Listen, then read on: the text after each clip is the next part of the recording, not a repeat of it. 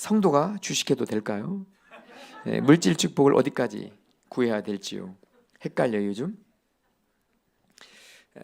저는 뭐 부동산 투기를 해도 괜찮고, 그리고 주식을 해도 괜찮고, 그것은 저는 사람의 본성이라고 생각합니다. 그리고 조금 더 좀 많아야 좀 더 안전하지 않을까, 조금 더 많이 가지고 있어야 앞으로 다가올 그런 시대에 조금 괜찮지 않을까, 이런 생각으로도 그렇게 할 수 있는 것이고, 뭐 나쁜 목적으로, 진짜 나쁜 목적으로, 제가 최근에 처음 들어봤는데 빌라왕 한 분이 전체 빌라를, 그런 것은 진짜 욕심이 화가 돼서 결국 그분이 세상을 떠나셨잖아요. 그 빌라 전체를 갖고 있다가 그렇게 일찍 소천하면 무슨 의미가 있어요? 그래서 말씀드리잖아요. 욕심이 과하면 언젠가는 짜부러든다는 거. 그래서 저는 하나님께서 부동산, 뭐 땅이든 집이든 아파트는 혹은 주식으로든 저는 해도 되는 거예요. 해도 되는데, 이게 지나치게 투기 됐는데 이번에 1억을 얻었어. 그런데 또 투기. 그래서 저는 투기라는 마음을 하지 마시라는 거예요. 투기라는 마음을 하지 마시고, 해야 될 상황이 됐어. 그럼 하는 거 아닌가요? 응? 아니, 해야 될 상황인데 여기 좋은 게 있어. 근데 억지로 나쁜 걸 하나요? 응? 나는 청빈하게 살 거야 하면서 이게 뻔히 보이는데 이걸 하냐 이거죠. 그래서 제가 여러분들이 집을 사실 때, 아파트 사실 때 제가 이렇게 하시면 좋겠습니다. 제가 그렇게 거듭 말씀드렸어요. 그렇게 하니까 어쨌든 간에 감사한 게 손해는 안 보고요, 그 이상은 결과를 얻으시더라는 거예요. 그래서 저는 큰 범위에서는 하나님의 긍휼에 속하고 은혜에 속해요. 우리가 과하게 하는 게 아니기 때문에. 그리고 저는 주식을 한 번도 해보지 않았어요. 근데 죄송하지만 저희 아이가 물어볼 때가 있어요. 아빠, 이거를 사야 되는지 말아야 되는지. 그런데 바로 답이 안 나와. 바로 답이 안 나왔는데 그 이에 잊어버렸어요. 그 주식이 완전히 똥값이 되더라고요. 그러니까 그것도 영이 살아있기 때문에 바로 오는 거예요. 오래 걸리지 않아요. 바로 와요. 그래서 우리가 영으로 더 이렇게 살아가면 살아갈수록 이게, 근데 만약에 그 주식을 한 주가 10만 원이야, 배럴이 한 20만 원이에요. 그러면 그 아이가 20만 원 주고 샀어. 2주 해도 40만 원이고 10주면 100만 원이에요. 근데 이게 똥값이 됐어. 이거 어떡할까요? 그렇죠.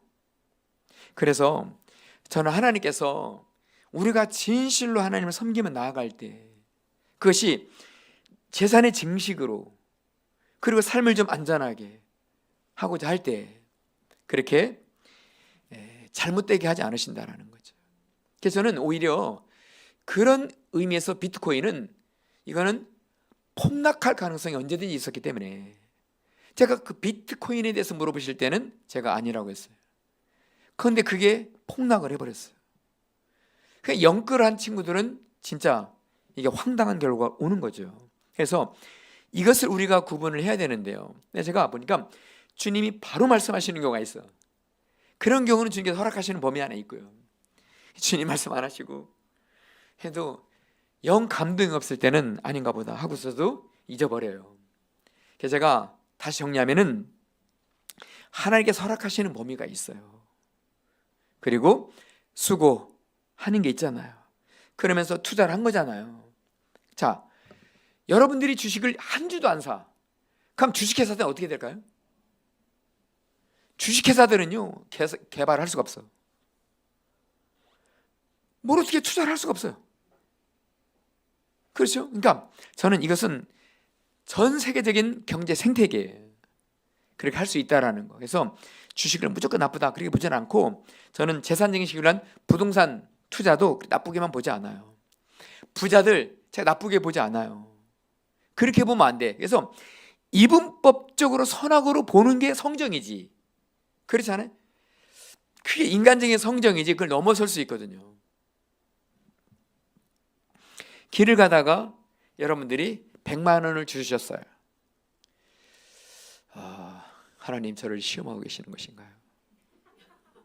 이걸 왜 주셨어요 주님? 하면서 발로 툭 차버린다. 아마 그러시는 분은 없을 거예요. 그렇죠? 다음 주일에 떡을 사든지 간에 어쨌든 간에 100만 원을 하는 게 주신 것을 받고 그 30만 원까지 이렇게 떡을 사고 할 수 있다. 70만 원을 하시고, 저는 그런 범위를 말하는 거예요. 그래서 사람이 살아가는 정도는 우리가 충분히 용납을 해야지. 그렇지 않겠습니까? 그래서 예컨대 만약에 우리나라가 외제차를 많이 수입을 한다 이거죠. 아니 우리나라 사람이 국산 그렇지가 않아. 우리는 수출을 하는 나라야. 그럼 수입도 해야 돼. 그렇지 않겠습니까? 이런 정도 범위를 이분법적으로 선악으로 나눈다? 우리는 다 팔아먹고 외국에서 온 일도 없어. 천하 애플도 한 대도 못 팔아. 그럼 세계에서 우리가 어떻게 될까요? 그렇죠. 상대 안 하는 거죠. 상대. 그래서 이 경제라고 하는 것은 전체적으로 살아가는 시스템이기 때문에 우리가 이해할 수 있는 범위는 넓혀줘야 된다 이거죠. 그렇죠?